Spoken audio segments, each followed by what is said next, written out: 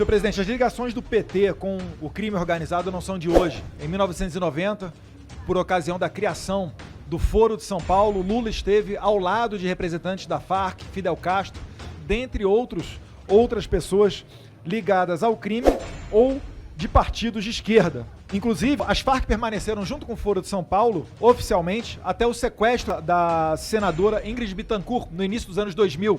E aí pegou muito mal, né, presidente? E as Farc teve que sair do Foro de São Paulo. Mas isso me faz lembrar uma matéria do Estadão de 2019, abre aspas. Lula sugere às Farc criar partido para chegar ao poder, fecha aspas. E assim foi feito. Hoje a Colômbia, as Farc tem um braço terrorista e também tem representação dentro do Congresso, graças a uma cota que foi dada às Farc contra um plebiscito, né? No plebiscito a maioria dos colombianos votaram contra essa possibilidade. Mas o presidente Santos, à época, assim como Lula fez aqui em 2005, atropelou o plebiscito e criou essa bendita cota por lá. Mas as Farc, elas não estão muito longe do PCC, senhor presidente. E aí eu gostaria de colocar aqui outras 3 notícias de jornal. Gazeta do Povo, em agosto de 2019. Líder do PCC diz que tinha diálogo cabuloso com o PT. Portal R7, em junho de 2022. Contador ligado a Lula é suspeito de lavagem de dinheiro junto ao PCC. E por último, agora em julho de 2022, matéria da revista Veja, exclusivo, Marcos Valério delata a relação do PT com o PCC. Então, em que pese a Globo esconder, mas é um fato notório nacional, que nós temos um candidato à presidência da República, que é o ex-presidiário Luiz Inácio Lula da Silva, que tem relações com o PCC, e isso é dito por alguém que não é de oposição, não é o Eduardo Bolsonaro, oposição ao PT que está falando, é alguém de dentro, é o Marcos Valério, é a pessoa que o deputado Paulo Pimenta recebeu na garagem aqui da Câmara dos Deputados em 2005. Então, isso daí merece esclarecimento, é por isso que eu apelo aos pares para que aprovem esse convite. Infelizmente a gente não pode convocar. Quem sabe, se for criada uma CPI, né? Os deputados Carlos Sampaio e Felipe Barros estão correndo atrás das assinaturas. Aí sim poderia ser convocado. Mas eu acredito que um convite não faria mal para a gente esclarecer esses fatos. O PT vem tanto aqui batalhando por transparência e esclarecimento. Vamos esclarecer isso daí. E também reativar as investigações sobre não somente o assassinato, mas o sequestro, tortura e assassinato do prefeito Celso Daniel. Vale lembrar, não é um assassinato comum, igual a bancada do PT correu para dizer. Porque, como a maioria de nós aqui sabemos, que somos oriundos de forças policiais, quando uma pessoa é morta, se você der uma pancada nela, ela não fica vermelha, ela não fica roxa.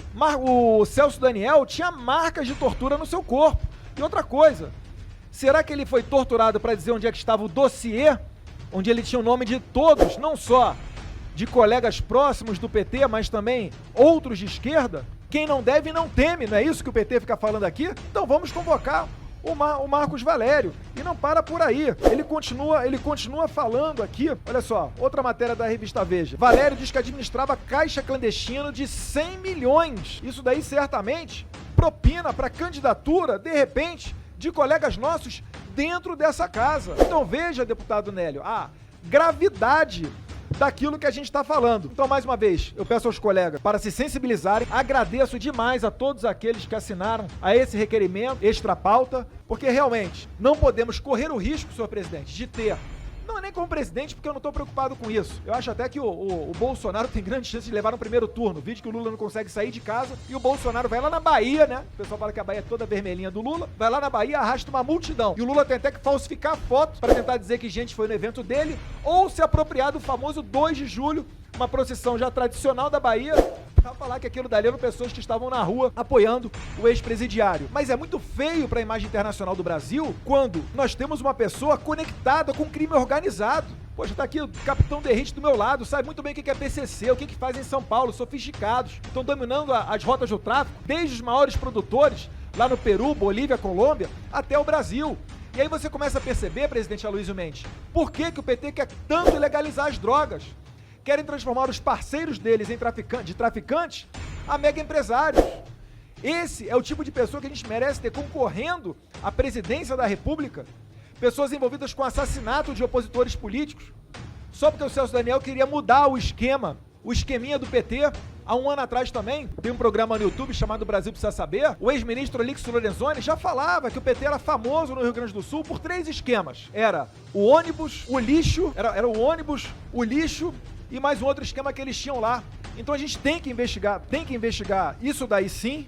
E eu peço mais uma vez encarecidamente aos colegas para que apoiem esse requerimento.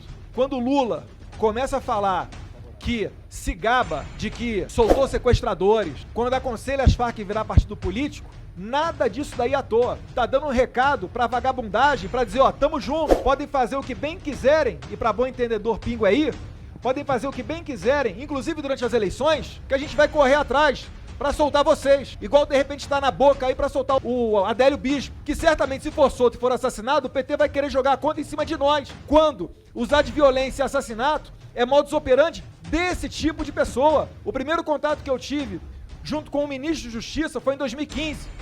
Tive a oportunidade de perguntar pro então ministro da Justiça, José Eduardo Cardoso, as ligações do PT com as Farc. Sabe por quê, Major Fabiana? Porque o primeiro colega que se formou na academia de polícia comigo foi morto, assassinado por grupos guerrilheiros lá no Rio Solimões, no Amazonas. Será que é isso que a gente merece para o nosso país? A gente tem que explorar isso daí, é ao máximo, mas não é só politicamente não. É para expor o tipo de pessoa que esses caras são, a laia que eles são. Vivem acusando a nossa família de milícia, sem que tenhamos qualquer tipo de envolvimento. Aí eles vão agora, eu quero ver o que eles vão falar com essas delações do Marcos Valério. Então, mais uma vez, presidente, muito obrigado pelo espaço. Não vou utilizar o tempo inteiro, mas é o apelo que eu faço mais uma vez para que a gente vote a favor desse requerimento e traga aqui a peça-chave daquele que Marcos Valério diz que é categoricamente o mandante do assassinato de Celso Daniel, que é Luiz Inácio Lula da Silva. Muito obrigado.